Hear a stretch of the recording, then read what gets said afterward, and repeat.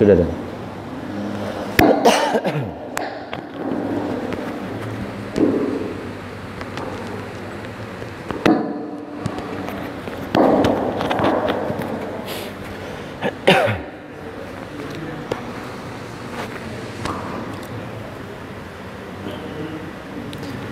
مولاي صل وسلم دائما أبدا على حبيبك خير الخلق كلهم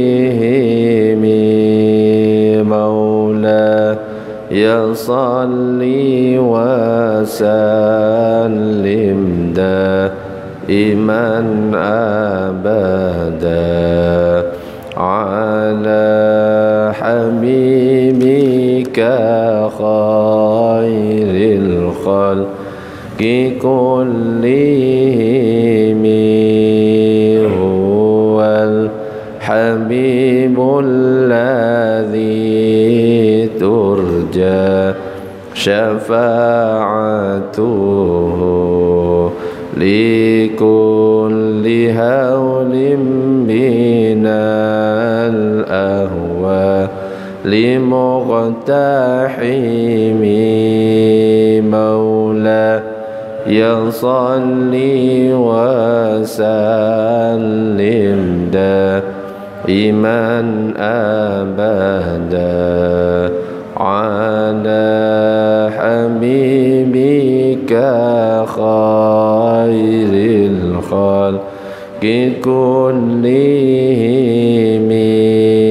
يا رب بالمصطفى بلغ مقاصدنا واغفر لنا ما مضى يا واسع الكرم. السلام عليكم ورحمة الله وبركاته. بسم الله والحمد لله والصلاة والسلام على رسول الله سيدنا محمد بن عبد الله وعلى آله وصحبه ومن والاه لا حول ولا قوة إلا بالله ما بعد. نوينا التعلم والتعليم والتذكر والتذكير والنفع والانتفاع والإفادة والاستفادة والحث على تمسك بكتاب الله وسنة رسوله والدعاء إلى الهدى والدلالة على الخير وابتغاء وجه الله مرضاته وقربه وثوابه سبحانه وتعالى إلى حضرة النبي المصطفى محمد صلى الله عليه وسلم. الفاتحة. أعوذ بالله من الشيطان الرجيم. بسم الله الرحمن الرحيم. الحمد لله رب العالمين الرحمن الرحيم مالك يوم الدين إياك نعبد وإياك نستعين اهدنا الصراط المستقيم صراط الذين أنعمت عليهم غير المغضوب عليهم ولا الضالين آمين. Para jamaah, Bapak Ibu yang dirahmati oleh Allah, alhamdulillah pada kesempatan malam ini kita masih diberikan kesehatan oleh Allah dan sebentar lagi tinggal hitungan waktu semingguan lebih kita akan masuk ke 10 Zulhijjah. Insyaallah di tanggal 10 Zulhijjah ditambah 11, 12, 13-nya itu ada ibadah yang dianjurkan oleh Rasulullah sallallahu alaihi wasallam, yaitu ibadah kurban. Dan kalau kita berbicara tentang ibadah kurban, sebenarnya sejarah pertama kali kurban itu terjadi di zamannya siapa? Kira-kira di zamannya siapa, Pak? Kurban terjadi di zaman Nabi Ibrahim. Ya. Tapi sebenarnya ada lagi lebih awal. Ibadah kurban itu sebenarnya di zaman Nabi Adam sudah ada. Ya, jadi dulu di zaman Nabi Adam ini sejarah pertamanya. terjadi di zaman Nabi Adam, yaitu ketika Nabi Adam dan Siti Hawa itu dikaruniai dua pasangan kembar. Yang pertama Qabil dan Iklimah, dan yang kedua Habil dan Labuda. Qabil orangnya ganteng, Iklimah orangnya cantik. Sedangkan Habil tidak begitu ganteng, Labuda tidak begitu cantik. Turun perintah dari Allah kepada Nabi Adam untuk mengawinkan secara silang. Qabil yang ganteng dikawinkan dengan Labuda yang tidak begitu cantik. Habil yang tidak begitu ganteng dikawinkan dengan Iklimah yang cantik. Protes yang namanya Qabil. Qabil merasa dirinya ganteng sehingga merasa dirinya yang paling pantas mendapatkan Iklimah yang cantik. Ya namanya orang tua bingung akhirnya. Namanya orang tua bingung ketika anaknya protes gak terima. Akhirnya turun perintah dari Allah, oke, kita putuskan siapa yang diterima kurbannya. Qabil dan Habil disuruh oleh Allah untuk berkorban. Siapa yang korbannya diterima, maka dia yang berhak menikahi Iklimah yang cantik jelita. Qabil kebetulan dia itu seorang petani, maka menyiapkan kurban berupa hasil pertaniannya, buah-buahan, tanam-tanaman. Tapi sayangnya yang disiapkan oleh Qabil itu ternyata buah-buahan yang busuk, tanaman-tanaman yang kering, hasilnya yang buruk-buruk disiapkan di atas bukit. Berbeda dengan Habil. Kalau Habil itu adalah peternak, nyiapkan yang spesial, kambing gibas jantan warna putih bertanduk disiapkan, dipersembahkan dua-duanya di sebuah bukit. Ternyata singkat cerita yang diterima adalah kurbannya Habil. Kambing gibas jantan warna putih bertanduk itu diangkat oleh Allah ke langit, disimpan di langit. Yang kemudian kambing gibas jantan itu nanti diturunkan oleh Allah menggantikan Nabi Ismail.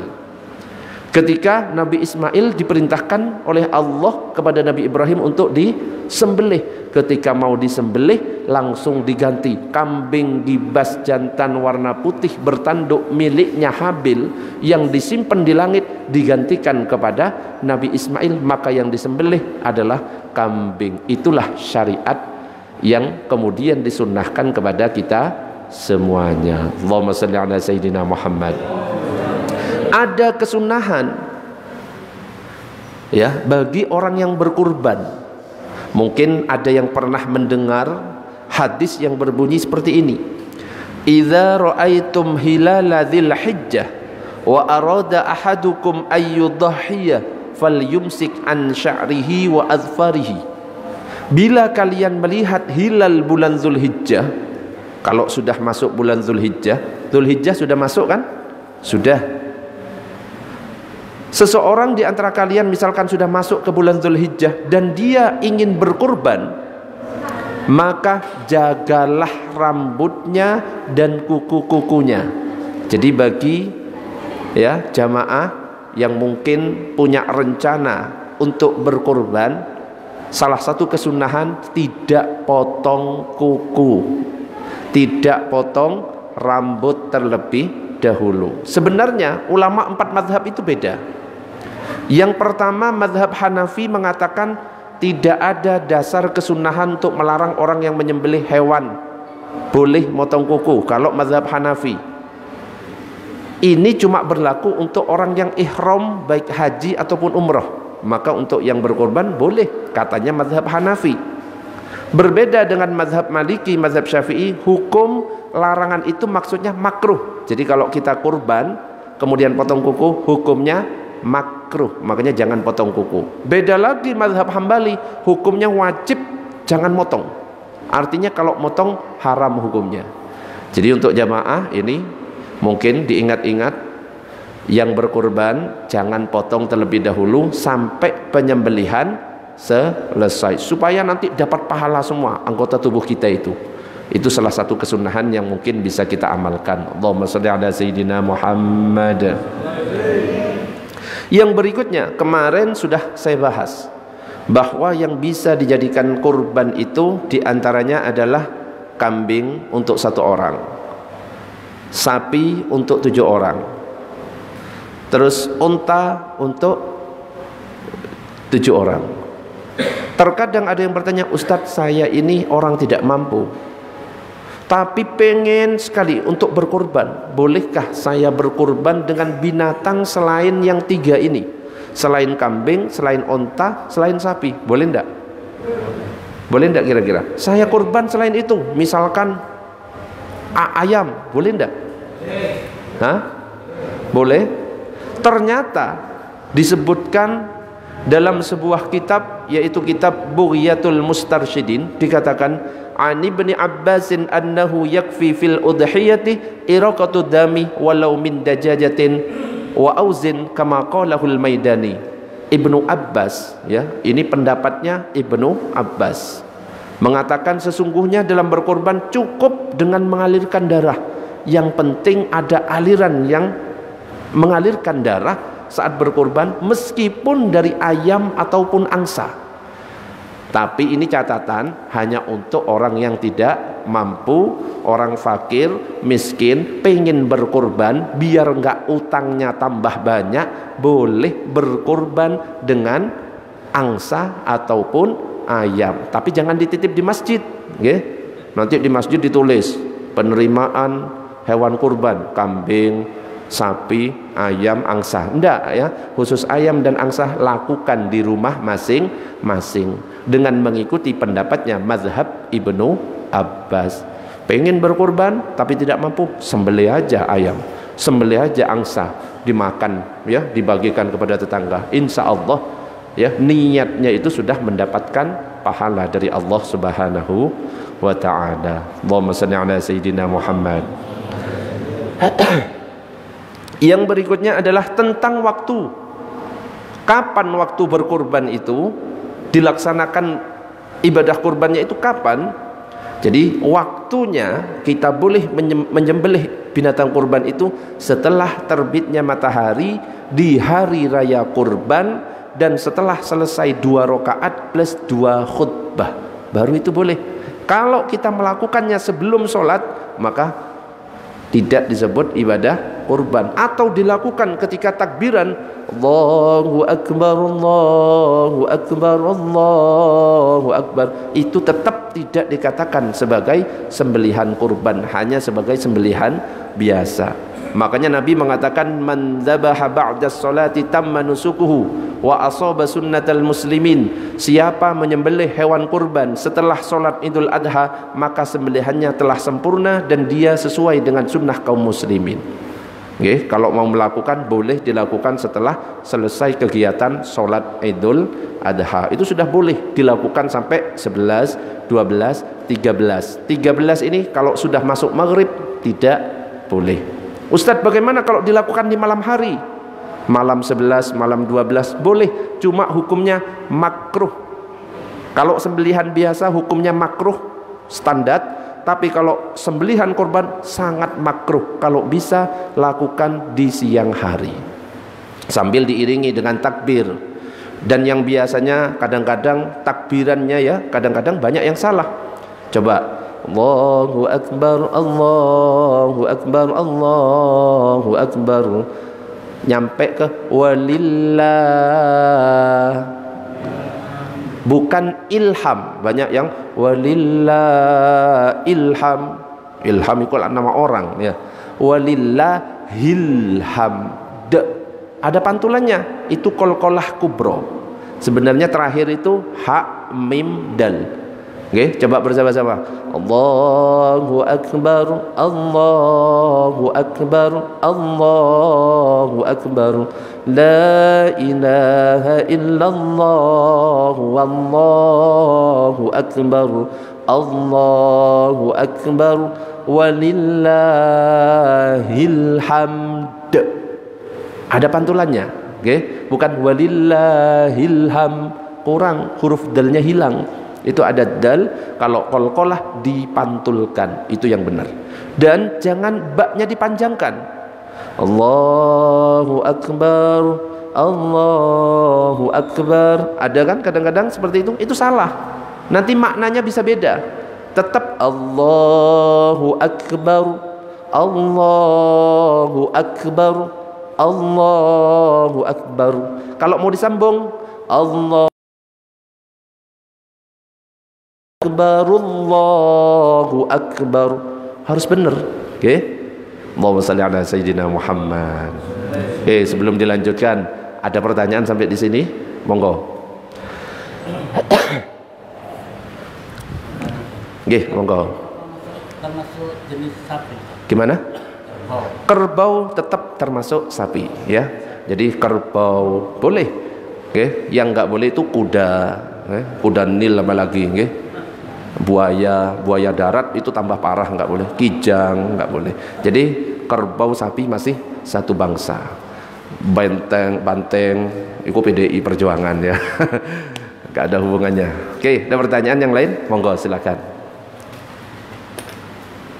Monggo sebelum dilanjut.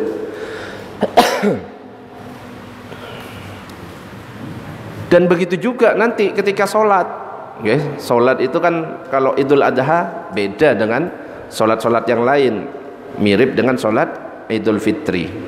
Diingat-ingat, biasanya sering lupa karena ini kan 1 tahun sekali.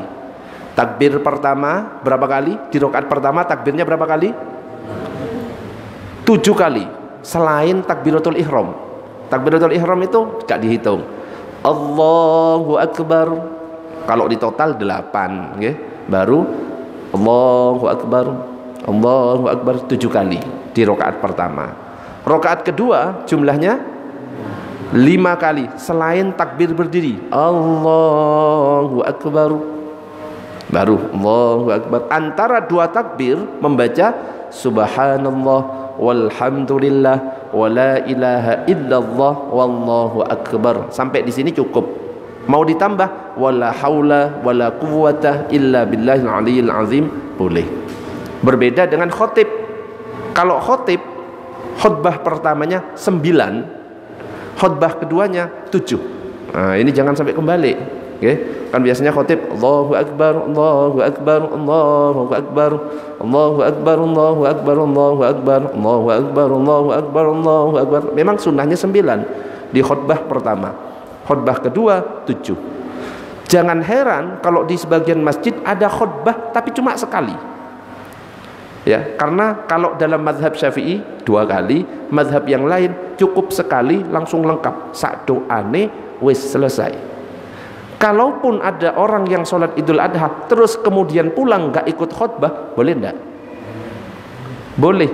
Kenapa? Khutbah hukumnya sunnah kalau Idul Fitri dan Idul Adha. Beda dengan khutbah Jumat. Khutbah Jumat wajib. Ciri khutbahnya itu sunnah, biasanya khutbahnya ada di akhir. Kalau letaknya di awal itu wajib. Salat Jumat khutbahnya di awal wajib. Idul Fitri, Idul Adha, salat gerhana, istisqa dan salat-salat yang ada khutbah yang lainnya biasanya di belakang, itu hukumnya sunnah. Oke, Allahumma shalli ala Sayyidina Muhammad.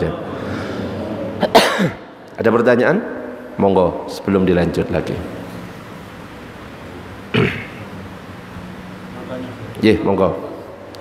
Apa motong kuku itu mulai tanggal berapa? Ya. Bagi orang yang Bagi orang yang berkurban disunnahkan untuk tidak motong kuku ketika sudah masuk bulan Zulhijjah. Zulhijjah itu masuknya hari apa kemarin? Sabtu. Sabtu ya, mulai dari tanggal 1 sampai tanggal 10. Makanya Ustadz nanti lah kepanjangan. Ya, sebelum tanggal 1 itu dipotongi dulu ya. Ditahan sampai hari Idul Adhanya. Ketika binatang kurbannya sudah sembelih, sudah boleh. Jadi sudah mulai saat masuk awal Zulhijjah. Nah, itu disunahkan itu dari tanggal 1 kalau ada orang berpuasa dari tanggal 1 sampai tanggal 9 itu afdol. 1 sampai tanggal 7 itu puasa Zulhijjah. 8 itu puasa Tarwiyah. 9 itu puasa Arafah.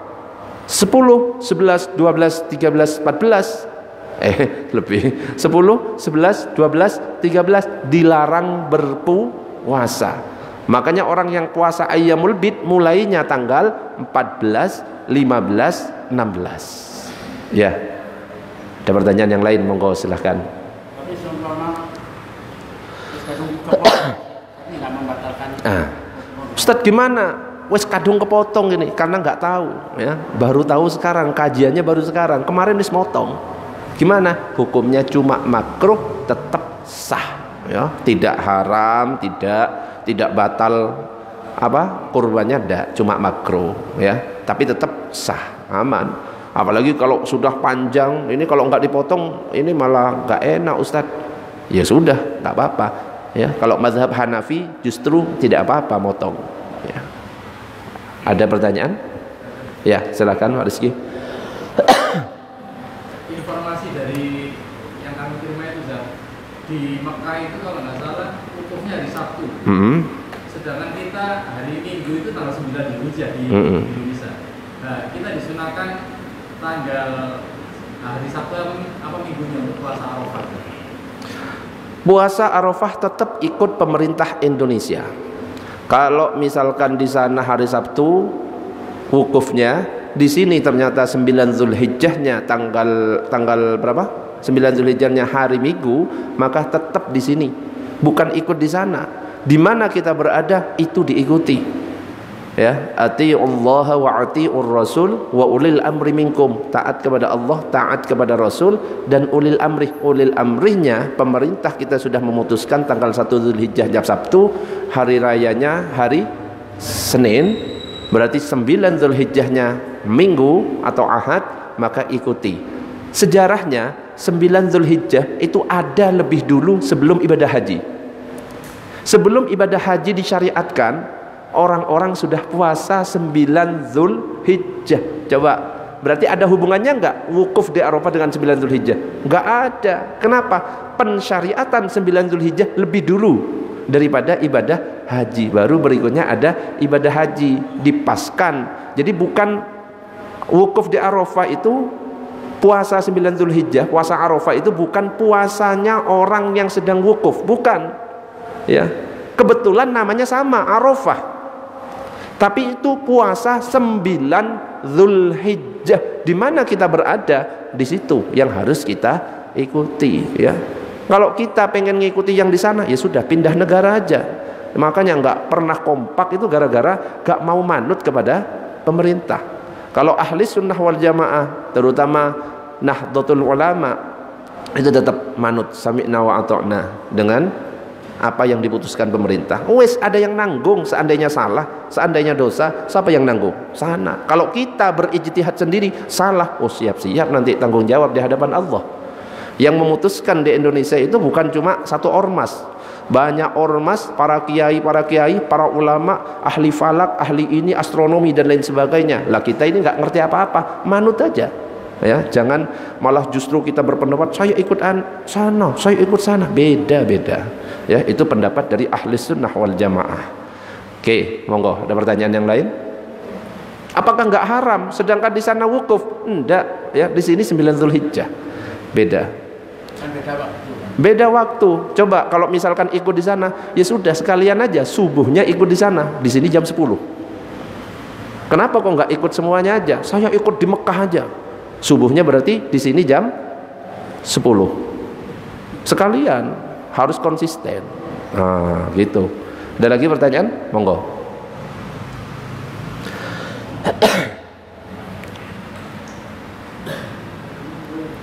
Lanjut. Allahumma shalli ala sayyidina Muhammad.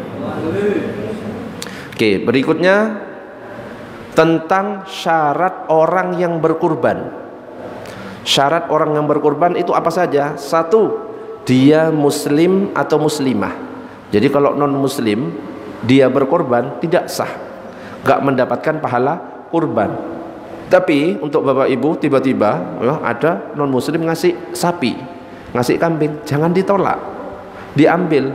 Selama yang nyembelih orang Islam tetap halal, bagikan nanti ya, bagikan ke non muslim itu boleh karena bukan kurban. Jadi satu, muslim muslimah. Yang kedua, kalau dalam mazhab Syafi'i usianya balik baru dianjurkan berkurban. Kalau belum balik, belum ada kesunahan untuk berkurban. Jadi ulama itu sebenarnya beda. Kalau ammal bulughu falaisa syartan li sunniyatiha. Kalau dalam mazhab Maliki dan Hambali dikatakan balik bukan syarat atas kesunahan, artinya anak belum balik boleh kalau mazhab Maliki dan Hambali. Tapi kalau mazhab Syafi'i sunnahnya adalah orang yang sudah balik. Yang ketiga, berakal. Jadi orang gila tidak diminta untuk melakukan kurban, akan tetapi sunnah bagi walinya, bapaknya, ya, keluarganya, untuk berkorban atas nama orang gila itu. Yang keempat, mampu. Jadi tidak usah ngutang-ngutang. Kalau nggak mampu, ya sudah, nggak usah kurban. Minimal ayam yang disembelih, minimal ikut ngincipi, gitu aja, ya. Nggak usah sampai utang-utang hingga apa? Kita malah kesulitan nanti. Syarat yang keempat, mampu, artinya punya kelebihan dari makanan pokok, pakaian dan tempat tinggal untuk dirinya dan keluarganya di hari raya Idul Adha dan hari Tasyrik. Kalau dia mampu bisa memenuhi tanggal 10, 11, 12, 13, maka disunnahkan berkorban. Kalau nggak mampu, akhirnya 11, 12, 13 kelaparan, bingung sana bingung sini, tidak disunnahkan untuk berkorban. Jangan mempersulit diri sendiri. Allahumma sholli ala Sayyidina Muhammad. Ada pertanyaan sampai di sini tentang syarat berkurban?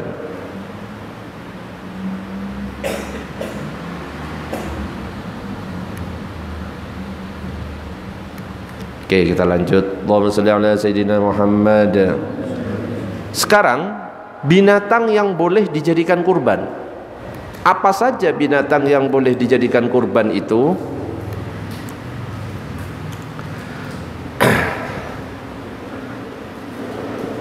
Jadi ada sifat binatang yang nggak bisa dijadikan kurban.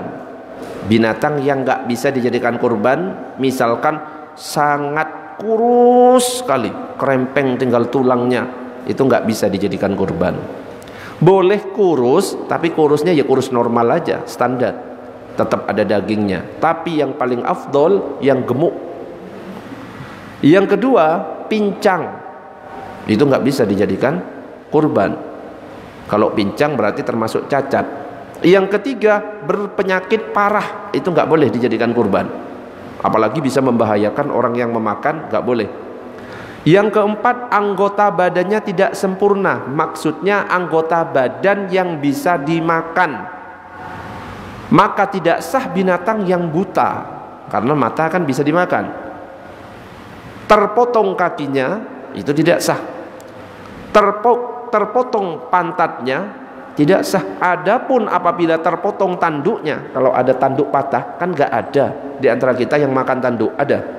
Nggak ada. Tanduk pecah patah itu tidak mengurangi keabsahan kurban, tetap bisa dijadikan kurban. Kalau misalkan yang terpotong tanduknya. Hewan yang terbaik untuk kurban apa? Hewan gemuk itu lebih baik daripada yang kurus. Hewan warna putih lebih baik daripada yang hitam. Ya, kalau nyari kambing yang afdol gemuk, warnanya putih. Sunnah juga bertanduk, seperti contoh yang dilakukan oleh Nabi Ibrahim. Kambing gibas jantan warna putih bertanduk, kambingnya Habil yang dikirim untuk menggantikan Nabi Ismail. Dan urutan jenis hewan yang paling utama adalah unta. Kalau tidak ada unta, sapi. Kalau nggak ada sapi, kambing atau domba. Binatang jantan itu lebih afdol daripada yang betina. Tapi kalau ada yang bawa binatang betina, ya, kambing betina, sapi betina, itu boleh dijadikan kurban, tetap sah. Ya, jadi dikatakan oleh Al-Imam An-Nawawi dalam kitab Majmu' Syarhul Muhazzab, yasihut tadhiyatu bidzakari wa bil unsa bil ijma'. Sah berkurban dengan jantan dan betina secara ijma' ulama. Jadi boleh. Tapi yang paling afdal adalah yang jantan. Betina tetap sah. Nah, sekarang bagaimana kalau misalkan binatangnya lagi hamil, bunting, apakah boleh? Nah, ini dikatakan lagi, menurut pendapat yang muktamad, kurban itu tidak cukup dengan hewan yang bunting, artinya nggak sah. Tapi kalau seandainya ada, loh binatangnya bunting, jangan ditolak. Kenapa? Kita pakai pendapat yang mengatakan sah, seperti yang dikatakan oleh Ibnur Rif'ah bahwa boleh binatang yang bunting, tapi afdolnya nyari binatang yang tidak bunting. Kalau ada yang ngasih, bawa saja, sembelih saja. Jadi jangan terlalu kaku. Berikutnya, berkurban dengan binatang yang terputus pelirnya. Boleh enggak? Terputus pelirnya, boleh apa enggak kira-kira? Hah? Termasuk cacat atau tidak? Kita itu kan sami'na wa ata'na dengan yang dicontohkan oleh Rasulullah. Ternyata dikatakan di sini wa yujzi'u khasiyun wa mawju'un ay mardudu uruqil baydataini li'annahu sallallahu alaihi wasallam dhaha bi kabshaini mawju'aini rawahul hakim wa sahhahahu. Dikatakan ternyata mencukupi berkurban dengan hewan yang dikebiri, yang dipotong itunya dan putus buah pelirnya. Karena apa? Nabi ternyata pernah berkurban dengan 2 kambing domba dan terputus pelir keduanya. Hadis riwayat Imam Hakim dan hadisnya hadis sahih. Terima, berarti boleh. Ya, lo kan cacat, lo kita sampai nawa atau dengan yang dicontohkan Rasulullah, nggak bisa protes. Nah. Berkurban dengan tanduk pecah boleh, karena nggak ada yang mengkonsumsi tanduk. Berkorban dengan yang dilubangi telinganya boleh enggak? Misalkan mungkin kambingnya itu mantan preman ya, jadi lubang, boleh enggak itu? Misalkan boleh enggak? Loh kok lubang telinganya? Boleh enggak? Boleh, tapi makruh ya. Kalau bisa jangan pakai yang berlubang, tapi sah tetap sebagai kurban. Itu beberapa binatang yang mungkin nanti dijadikan referensi boleh atau tidaknya dijadikan kurban. Allahumma shalli ala sayyidina Muhammad. Ada pertanyaan sampai di sini? Monggo. Monggo Pak Didi. Jadi ngapunten jenengan bilang katanya tidak boleh hewan kurban yang cacat. Misalkan kita habis beli kambing dari tempatnya sana itu sehat. Kemudian pada waktu dikirim di sini turun dari mobil, jatuh, kakinya patah. Terus kira-kira gimana? Jadi salah satu yang tidak bisa dijadikan kurban itu kan cacat. Belinya sehat. Lo nyampe di sini kok jatuh ya, patah. Ya tidak sah itu dijadikan kurban. Makanya hati-hati untuk para panitia ya. Hati-hati ketika menurunkan, mungkin bagi yang pembeli binatang kurban, hati-hati. Hati-hati, kenapa? Bisa tidak sah kurbannya, karena itu sudah cacat itu kalau patah kakinya. Seandainya tetap dipaksa untuk disembelih, ya tetap sah, tapi sahnya sebagai sembelihan biasa. Makanya salah satu yang harus kita waspada ketika kita jagai kambing atau sapi, jangan sampai tiba-tiba kok malah saling seruduk-serudukan, akhirnya ada yang cacat. Itu ya kita yang harus jaga, nurunkan, jangan sembarangan nurunkan, tiba-tiba patah, udah akhirnya tidak bisa dijadikan kurban ya. Itu meskipun ya nggak sengaja, ya tetap ya meskipun nggak sengaja, ibaratnya kita sholat terus nggak sengaja kentut, batal nggak? Ya tetap batal gitu loh. Tapi tetap seandainya disembelih tetap boleh-boleh saja, boleh dimakan, cuma tidak dihitung sebagai, tidak memenuhi sebagai kurban gitu. Kita wajib ganti kan? Loh, yang membuat patah siapa dulu ya? Jangan pas dikit-dikit panitia yang mengganti, bisa-bisa rugi panitia, iya kan? Siapa yang menurunkan? Kalau yang menurunkan penjualnya, ya kita minta ganti kepada penjualnya ya. Saat menjual kan biasanya diantar, diturunkan, loh kok patah, harus segera dikembalikan. Penjualnya itu yang Kita minta tanggung jawab ke itu. Kalau kita yang nurunkan kok patah, ya kita. Kita yang nurunkan. Loh, patah. Ya kita yang tanggung jawab. Mau gimana lagi kan gitu. Namanya panitia ya. Tanggungannya banyak, panitia itu berat juga. Sing protes wakeh juga ya. Di samping tanggungannya, bebannya, tanggung jawabnya di hadapan Allah banyak, yaitu sing protes wakeh. Jadi harus sabar. Jadi panitia, jadi takmir pasti sing protes banyak. Dan itu saya pengalaman sudah 7,5 tahun. Meskipun wis sekelas ustadz, saya diprotesi, ya sudah. Akhirnya saya malas diprotesi, saya istirahat aja, mundur aja. Sekarang nggak ada yang berani protes saya, gitu. Wes, jadi Pak Didik jadi ketua takmir, wes biasa, ya. Dihujati sana, biasa. Di depannya baik, di belakangnya diomongin, biasa, ya. Wes biasa, ya. Wes, ada pertanyaan yang lain, monggo.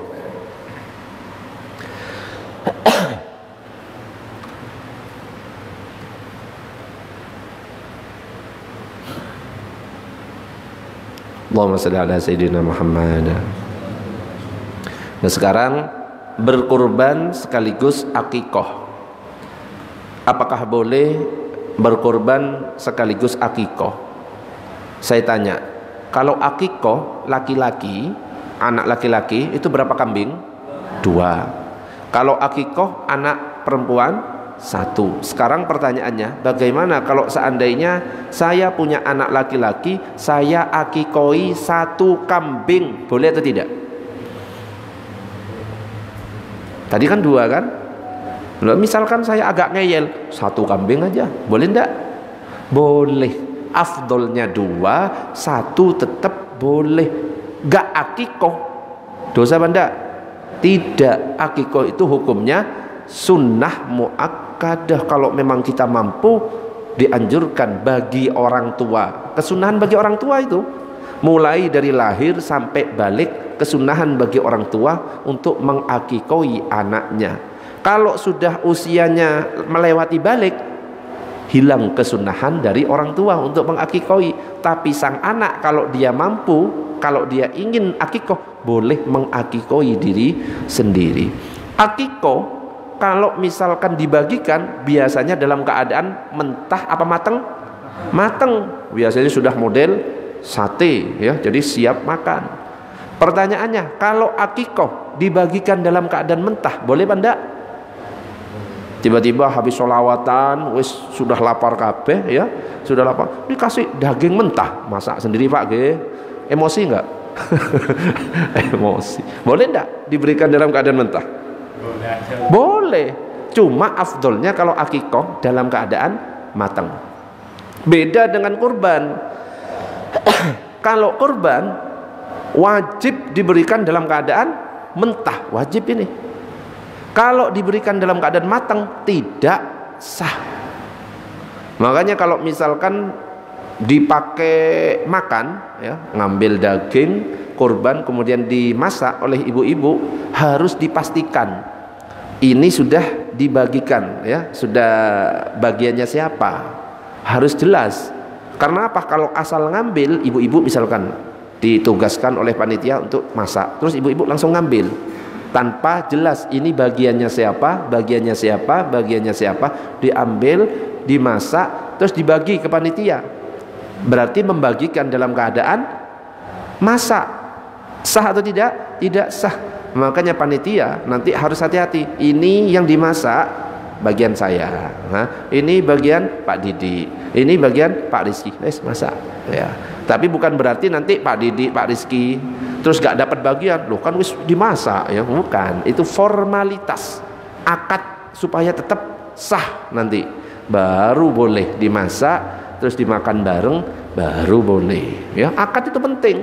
Ibaratnya nikah, orang yang zina sama yang nikah dengan resmi sama caranya, cuma karena ada akad itu yang membedakan ini halal, ini haram. Begitu juga dengan ibadah kurban ya. Ternyata di sini Mid al-Ainain fi ikhtilaf syaikhain dikatakan law nawa al-aqiqata wad-dhahiyata lam tahsul ghairu wahidin inda Ibnu Hajar. Menurut Ibnu Hajar Al-Haytami, tidak dapat mencukupi satu kambing untuk akikoh dan kurban. Wa yahsulul kullu inda Imam Ramli, tetapi mencukupi satu kambing untuk kurban dan akikoh menurut Imam Ramli. Ada perbedaan pendapat. Jadi kalau ada satu kambing dijadikan sekaligus kurban dan akikoh, menurut Ibnu Hajar tidak sah, nggak dapat keduanya. Tapi Imam Ramli mengatakan sah. Yang paling afdol sendiri-sendiri, kurban sendiri, akikoh sendiri. Allahumma shalli ala sayyidina Muhammad. Ada pertanyaan? Monggo, kalau ada pertanyaan silakan.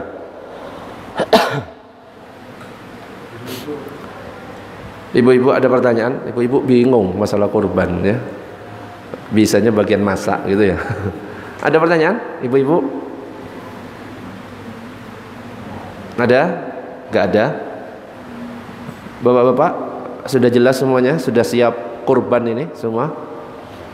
Nah, oke, kita lanjut yang belum dibahas. Nah, sekarang adalah kesunahan dalam berkurban. Yang pertama, dalam keadaan suci ya. Yang nyembelih itu sunnahnya suci, wudhu dulu. Tapi biasanya jagal ya, datangkan nggak punya wudhu ya. Tapi afdolnya dalam keadaan suci. Yang kedua, menghadap kiblat. Kurbannya itu ketika disembelih hadapkan ke arah kiblat. Berarti kepalanya di sebelah mana? Utara berarti. Ya, sembelih sunnah itu. Kalau wis ngamuk-ngamuk nggak jelas baru bisa ngadep kemana-mana, nggak apa-apa ya. Tapi sunnahnya dihadapkan ke kiblat. Kemudian membaca Allahumma sholli ala sayyidina Muhammad wa ala alihi wa sahbihi wa sallim. Bismillahi wallahu akbar. Allahumma minka walaka. Allahumma taqabbal minni. Kalau misalkan untuk dirinya, ya Allah terima ini dariku, kurban dariku. Allahumma taqabbal minni. Kalau misalkan mewakilkan jamaah, Allahumma taqabbal min siapa? Disebutkan ini. Ustaz gak ngerti bahasa Arabnya, bahasa Indonesia. Ya Allah ini kurban dari si fulan. Wis selesai.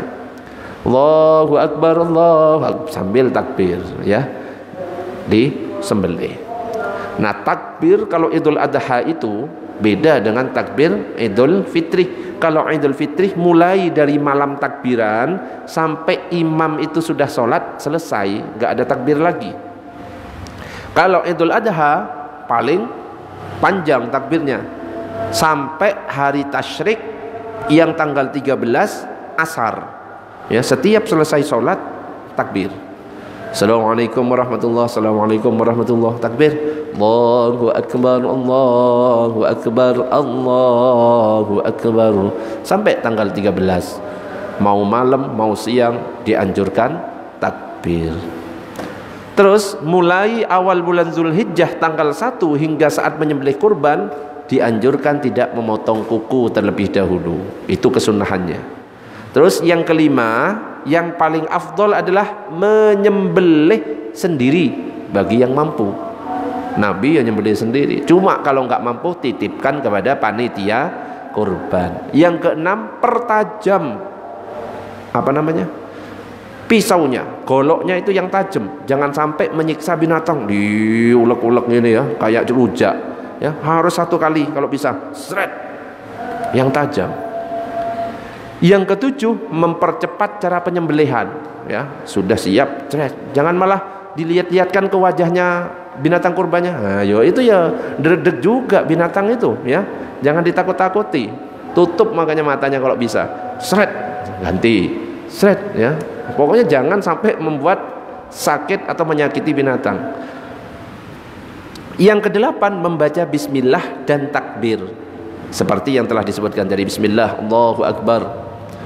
Dan dilakukan, yang ke-9, dilakukan di depan warga agar semakin banyak yang mendoakan, ya. Dibuka, nggak apa-apa, jamaah yang mau hadir melihat menyaksikan boleh. Dan yang ke-10, untuk kurban yang sunnah bukan yang nazar, disunnahkan bagi yang nazar untuk mengambil bagian dari daging kurban, biar bagi yang sunnah boleh ngambil meskipun sedikit. Kalau seandainya wes kasih fakir miskin, tapi tetap ada kesunahan ngambil sedikit, itu kesunahan. Tapi bagi orang yang kurban nazar wajib tidak boleh sedikit pun ngambil binatang kurbannya, harus diberikan kepada fakir miskin semua. Tapi kalau ngambil kurban yang lain punyanya jamaah yang lain, pembagiannya itu boleh. Allahumma shalli ala sayyidina Muhammad. Monggo, ada pertanyaan sampai di sini?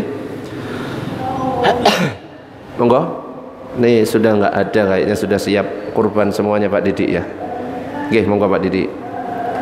Ada orang akikoh, ada akikoh pada waktu Idul Kurban itu diikutkan menyembelih pada waktu bareng ya. Apakah boleh orang yang akikoh bareng disembelihkan di situ? Boleh, nggak apa-apa. Terus dagingnya? Dagingnya kan kalau akikoh boleh dalam keadaan mentah, boleh dalam keadaan matang. Ya sudah sekaligus mentah kan nggak apa-apa berarti ya. Tapi niatnya niat akikoh, boleh, nggak masalah. Atau ada kambing, ada sapi, ini kan 7, 1 kurban, 2 kurban, 3 kurban, yang ke-7 niatnya akikoh, nggak apa-apa, sembelih aja ya, boleh meskipun beda niat, nggak apa-apa, nggak masalah. Ya kita pakai pendapat yang mengatakan membagikan akikoh dalam keadaan mentah sekaligus ya, boleh. Ada lagi pertanyaan, monggo silakan.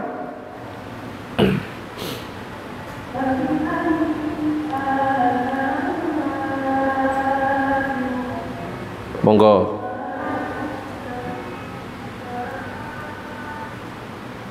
Kemarin itu saat kajian di Surabaya di Pantai Mentari Kenjeran, ada yang nanya bagaimana hukum memakan daging hewan dengan 2 kali sembelihan. Mungkin belum mati ya, saya gorak lagi, sembelih lagi, boleh enggak kira-kira? Ya siapa tahu terjadi di sini, disembelih kok masih hidup, lari-lari, kan kadang-kadang ada. Ternyata ini ada ketentuan yang mungkin bisa dijadikan referensi. Ketika kita menyembelih hewan, disyaratkan untuk memutus 2. Yang pertama saluran pernafasan, yang kedua adalah saluran pencernaan dengan sekali sembelihan. Jelas sudah langsung terpotong 2 itu. Yang tahu ya tukang sembelihnya itu. Kalau nanya saya yang mana ya nggak paham ya, yang tahu tukang sembelihnya. Dengan sekali sembelihan, karena itu sebelum kedua saluran tersebut benar-benar sudah terputus, maka kita tidak boleh mengangkat pisau dari leher hewan dan terus melanjutkan sembelihan hingga keduanya dipastikan putus. Kalau belum, jangan diangkat terus ya. Gimana 2 saluran itu harus dalam keadaan terputus baru diangkat. Jika kita menyembelih hewan kemudian sembelihannya diulangi lagi karena hewan itu masih tetap hidup atau ragu saluran pernafasan dan pencernaannya tidak terputus, maka hukumnya boleh selama jarak antara sembelihan pertama dengan kedua tidak terlalu lama. Jadi langsung, loh kok masih hidup, sembelih lagi, nggak apa-apa, yang penting jangan terlalu lama. Kalau terlalu lama sembelih sik hidup, kita sik rokokan terus ya, lari-lari ke sana itu nggak boleh. Jadi harus loh kok sik hidup, langsung ya, jangan sibuk rokokan dulu, selesaikan dulu. Jika segera disembelih ulang, maka daging hewan tersebut boleh dimakan. Kalau gak segera jadi bangkai, eman ya. Jadi loh kok masih hidup, sembelih lagi segera. Jika terlalu lama, nah ini hati-hati nanti nggak bisa. Nanti bisa-bisa aja tidak boleh dimakan karena sudah menjadi bangkai. Itu mungkin bisa dijadikan pegangan, khawatir itu mungkin nanti terjadi saat penyembelihan kurban. Allahumma shalli ala sayyidina Muhammad.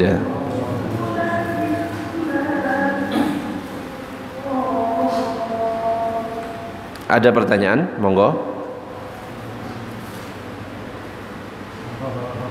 Monggo. Nanti biar gak bingung saat penyembelihan kurban. Mengenai biaya, apakah boleh memakai, maksudnya pinjam dulu uang masjid sebagai untuk biaya operasional, setelah selesai acara nanti dikembalikan. Masalah biaya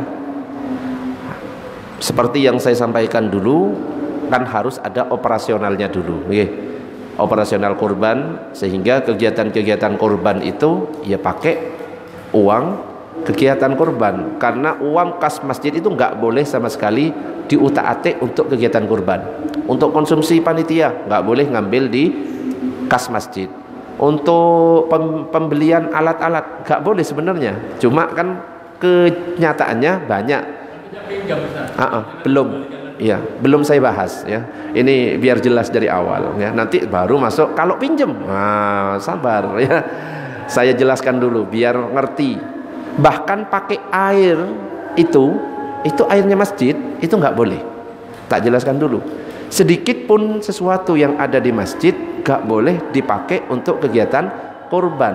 Kegiatan kurban harus pakai uang operasional kurban itu sendiri. Nah, sekarang nanya bagaimana kalau pinjam dulu tapi nanti diganti? Boleh. Yang penting harus diganti. Uangnya sih belum masuk semuanya ini. Tak pakai uang kas dulu, tapi nanti wajib kembali sesuai. Ya, sesuai dengan yang dipinjam. Ustadz, ini wis kadung pakai airnya masjid. Paham maksudnya? Kan biasanya gitu, masjid-masjid manapun, nggak hanya di sini, di masjid di rumah pakai uang masjid, harus ada uang operasional sebagai pengganti airnya itu, masukkan ke kas masjid. Karena sebenarnya nggak boleh, itu solusi. Kalau sudah kadung pakai, sekitar seginilah masuk ke kasnya masjid. Wallahu a'lam bissawab. Oke, mungkin itu yang bisa saya sampaikan. Kita tutup dengan doa kafaratul majlis. Subhanakallahumma wa bihamdika asyhadu an la ilaha illa anta astaghfiruka wa atubu ilaik. Assalamualaikum warahmatullahi wabarakatuh.